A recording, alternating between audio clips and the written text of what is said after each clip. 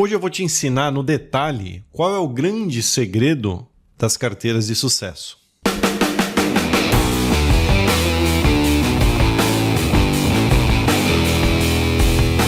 Bom, gente, muito se ouve falar de investimentos atualmente, no YouTube principalmente, a gente vê um crescimento muito grande aí de formadores de opinião e a gente vê também muita gente falando besteira. Eu quero trazer para você aqui hoje algumas poucas dicas valiosíssimas para você atingir o sucesso na sua carteira de investimentos. Primeiro ponto, foque em uma carteira diversificada com ativos de valor. E quando eu falo diversificada, eu falo em diversificação de tipos de ativos, de moedas e de até países. E quando eu falo ativos de valor, é focar nos reais fundamentos do ativo que você está estudando e não no tanto de retorno ou no tanto de dividendo que aquele ativo paga. Eu tenho um vídeo que eu explico passo a passo para você qual é o cronograma correto que você deve seguir nos seus estudos sobre investimentos. Eu vou deixar o link aqui na descrição e nos comentários, depois você confere lá. Segundo ponto,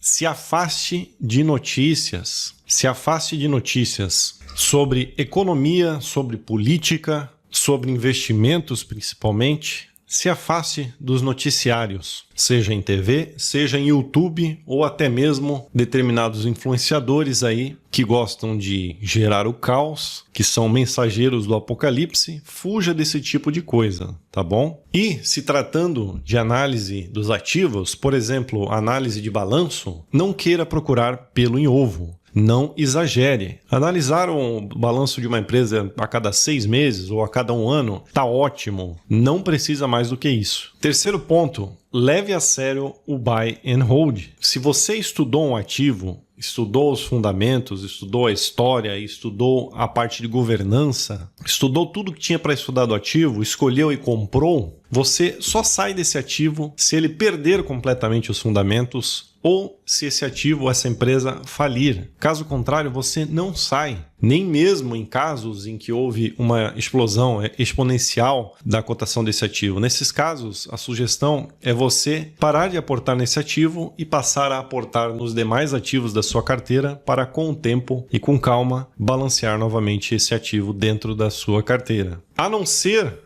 que você já esteja vendendo, pois já acumulou patrimônio suficiente para usufruir, que é um caso que vai ocorrer bem mais à frente, né? E isso é no momento que você já acumulou patrimônio suficiente para poder usufruir dele. Caso contrário, leve a sério o buy and hold. Um estudo bem conhecido da Fidelity Investments mostra que as carteiras com maior performance de rendimento deles são a de pessoas que estão mortas. Veja só, o retorno médio das carteiras de pessoas que estão mortas é melhor do que as pessoas que estão vivas. E a gente tem diversos outros estudos voltados para essa parte de buy and hold que tem resultado voltado para a mesma conclusão. Quarto ponto, entenda e aceite que uma pequena porcentagem dos seus ativos é que será responsável pela explosão, pela sua riqueza. É óbvio que a responsabilidade da sua riqueza está muito mais na sua carreira, em você investir também em si mesmo, nos estudos, para você conseguir continuar evoluindo enquanto profissional, mas se tratando de investimentos, entenda e aceite que apenas uma pequena porcentagem dos seus ativos é que serão responsáveis pela sua riqueza e que perder no restante dos ativos não é um problema. Então você precisa compreender que a riqueza vai vir de 5, 10, 15% talvez dos ativos que estão compondo o seu patrimônio. Entendendo isso, você entende a importância de levar o buy and hold a sério e só vender de fato se a empresa perder completamente os fundamentos ou se ela quebrar. Isso significa que a maioria dos seus ativos vão falir? Não, não é isso. Mas com certeza a grande maioria deles vai ficar na média, não vai crescer o suficiente para te enriquecer. E se alguma quebrar, tá tudo bem também. Por isso é importante você diversificar de uma maneira inteligente e não ter grandes porcentagens em um só ativo. Eu, por exemplo, tenho no máximo por volta de 3% do meu patrimônio total em cada ativo. Aí você tem que colocar na balança o quanto você está disposto a aguentar num caso de uma perda total em um ativo, né? Aí a gente entra num quinto ponto, que é determine uma porcentagem de renda fixa na sua carteira que ela te deixe tranquilo em relação às oscilações da renda variável. O que isso quer dizer? A renda fixa, ela é um porto seguro na sua carteira. Enquanto na renda variável, a gente está sujeito às oscilações de mercado e até aos ciclos econômicos de altas e de baixas que podem durar 10 anos, talvez 15 anos, né? A gente não tem como prever isso. A gente consegue enxergar o passado e ver que isso já aconteceu. Então você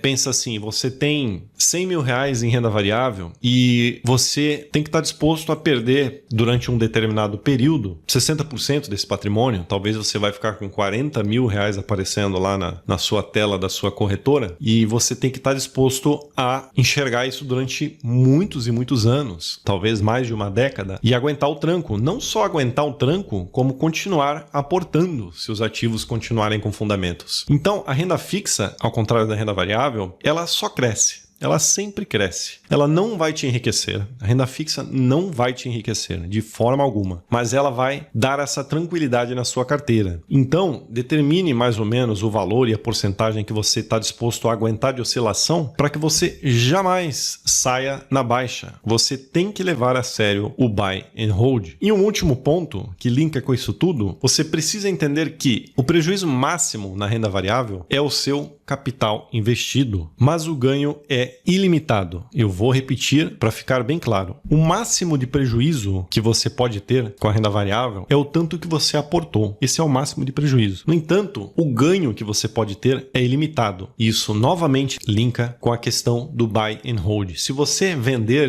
e girar toda a vida a sua carteira, você nunca vai conseguir aproveitar essa magia de que poucos ativos serão responsáveis pelo seu enriquecimento. Eu espero que esse vídeo tenha sido útil para você. Não se esqueça de se inscrever no canal, comente aqui embaixo, que isso ajuda a trazer engajamento para o canal e o YouTube enxergar que o nosso conteúdo é de qualidade. E até a próxima!